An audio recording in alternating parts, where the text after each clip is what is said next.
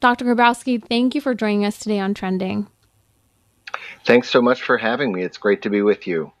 I read your recent book, Unraveling Gender, and some of the things you point to in the book include this philosophical crisis leading to the identity crisis we're experiencing today that has seeped into the way vast majority of us think. And so I'd like to talk about nominalism. If you could discuss what that philosophical approach to reality is and how it's a part of trends you're seeing, especially among young people and college students today. Sure.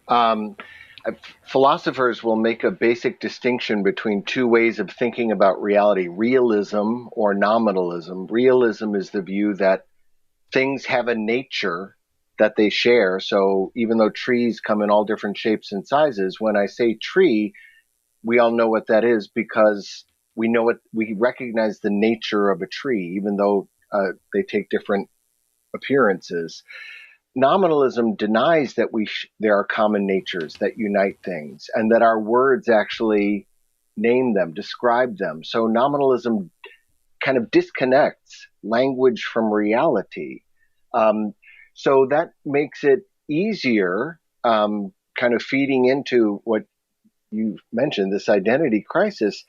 People get the idea that, well, if I just change the language, I can change the reality. I can kind of Mm-hmm. rename myself. Mm-hmm. I could by redescribing if I'm unhappy with who I am, with the way I feel about myself, I can change my profile, my pronouns, my all of these things because in this view, kind of language creates reality instead of language reflecting reality, reflecting the world around us that God gave us. It's interesting you mentioned this because it reminds me a lot of what we're seeing in the connection. I think that it will be a forthcoming crisis as well of the metaverse. I'd be interested to hear your thoughts on the connection and problems between nominalism and the metaverse. Well, you're asking, you're probably asking someone from the wrong generation to really take a deep dive into this. It's okay. I'm an But old I mean, soul. well, good. Okay, I'm just old, so soul and body, but that's okay.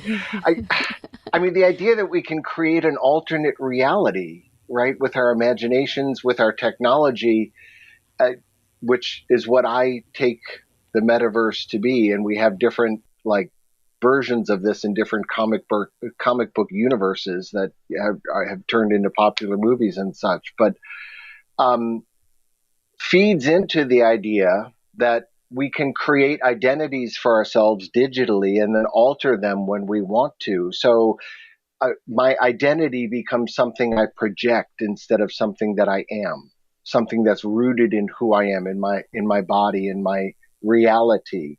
So we've kind of confused, I think, identity and reality, and I definitely see it among young people who are really there, even if they haven't kind of gotten exposed to gender ideology. They are in a culture where the idea that identity is self-created, Hmm. self-articulated is all around them. Right, right. If I can change language, as you said, I can change reality. And today we're living essentially with avatars, which is essentially Yeah. what living in the metaverse will be on one side. I mean, the artificial intelligence is a whole other component of it.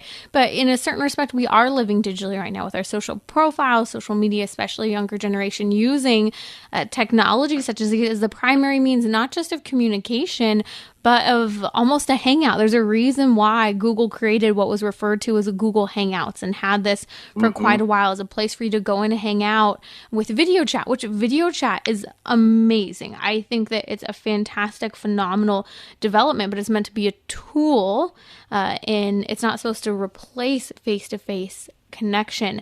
Can you talk a little bit, Yeah. Professor, about how you see young people in, especially even in a good Catholic institution, a Catholic university, struggling with nominalism in the way they view the world, but also view themselves?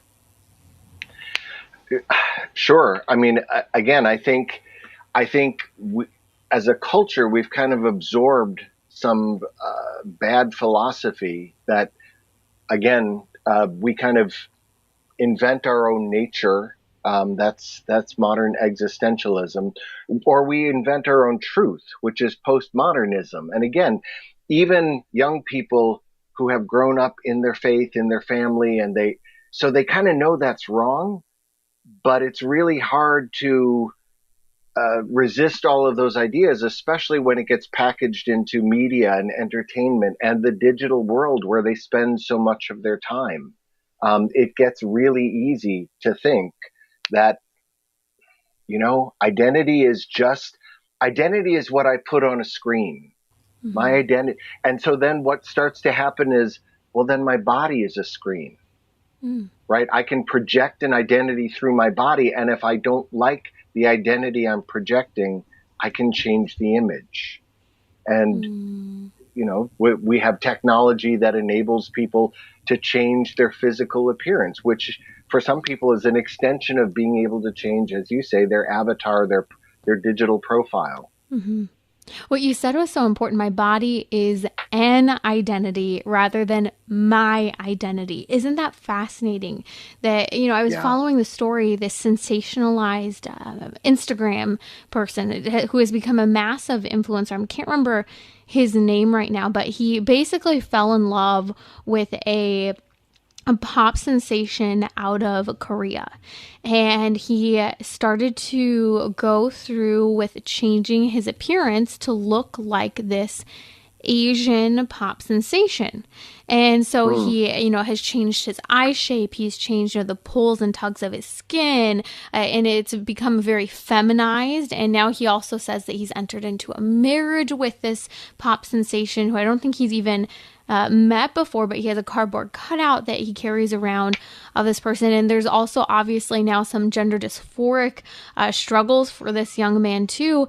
And as I look sure. at it, Dr. Grabowski, it fascinates me because it's an identity, and that's the identity he's holding to today, but that could change tomorrow. And so, if you could unpack a little bit of how this identity crisis and gender crisis are connected to the philosophical mindset of nominalism that many people, even people of faith, can be guilty of as well.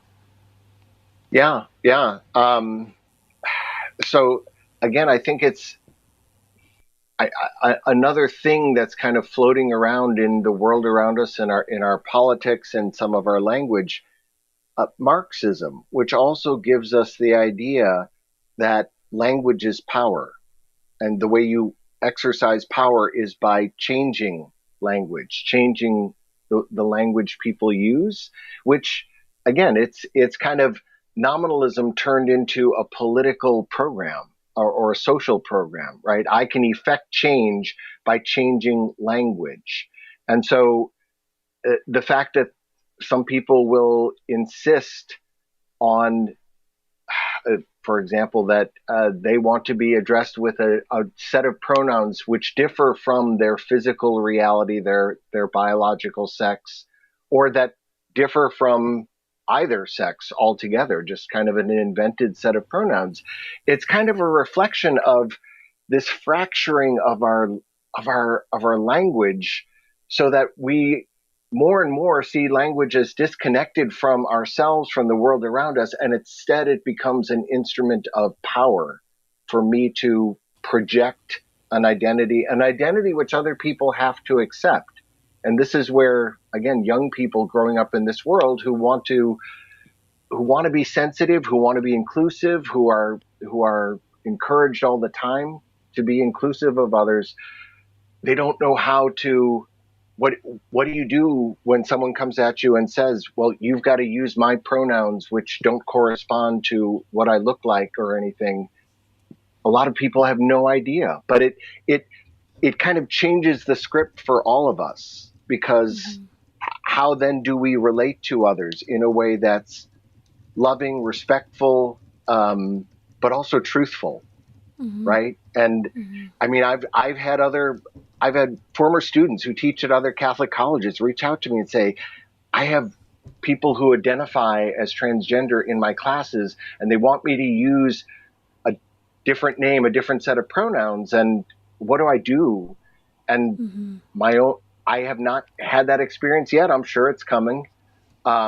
But I would use a different name for someone because I tell Yes. students, Yep. if you use a nickname, that's Yeah. fine. Yep. I have no problem, and a lot of names are not gender specific. But if someone asks me to use a set of pronouns which obviously contradict their Reality. body and their physical Hmm. reality, I'm going to say, no, I'm not going to do that I because I don't appreciate want to you. participate in that distortion of reality.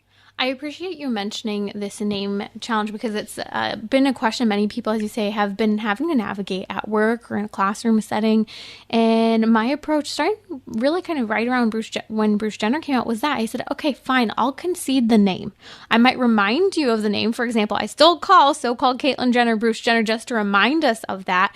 But Sure. okay, I'll concede the name, but I can't lie to you and say that you are suddenly a female when you're not, because that's going against reality, and that's actually Right. extremely harmful. Versus a Right. name preference is, like you said, a nickname. And I know so many people to this day, adults whose names have nothing to do with the word kitty, but they'll still say they want to be called kitty. I may think it's extremely immature personally, especially in a professional setting, but okay, that's fine if that's what you want. Right. So this brings me to the documentary "What Is a Woman" and book that was recently released by Matt Walsh, and it was interesting watching that because he engaged in a conversation that I have had many times before with people, where you're talking about something and you're defining terms and you're asking someone to do something such as define what is a woman, or what does it mean to kill someone, if you're trying to argue and debate about abortion. And there were Mm-hmm. multiple times in his conversations, both on the streets of Los Angeles to a conversation he had with abortionists and pediatrician who pushes a transgender agenda for Planned Parenthood, Dr. Forcier, and they were talking about how basically, well, are we really sitting in this room right now? I don't know. Are we actually having this conversation right now? And I don't know. Are we? These people are asking, like, I don't know. Are we having this conversation? But then at one point, Dr. Forcier actually ends up talking to Matt about Santa Claus. And Matt's kind of asking her this question of, well, okay, are we really going to trust a 4-year-old to change their own gender when they actually believe in Santa Claus? And the doctor responds by saying, oh, well, that's a wonderful thing, to a child, believing in Santa Claus is a part of their imagination and their reality. And to that child, Santa Claus is real. And Matt's like, I agree with you. That's appropriate for a child. But then as they continue the conversation, all of a sudden you realize the doctor's actually saying that if a child believes Santa Claus is real and that Santa Claus delivers that child's presence, then that is true. That is de facto true. And without Right. going further down that analogy, because, we're here on radio, I think that it's fascinating to see that people will go so far. If that is your reality, that is your reality. And we will 100% reinforce that reality. So reality becomes self-created. We all have our own realities, Yes. which again, that's kind of nominalism on steroids, right? This is Right. we're just all in our own little world, inventing reality with our language, whatever that means to us. That's, I mean, is that really the world we want to live in?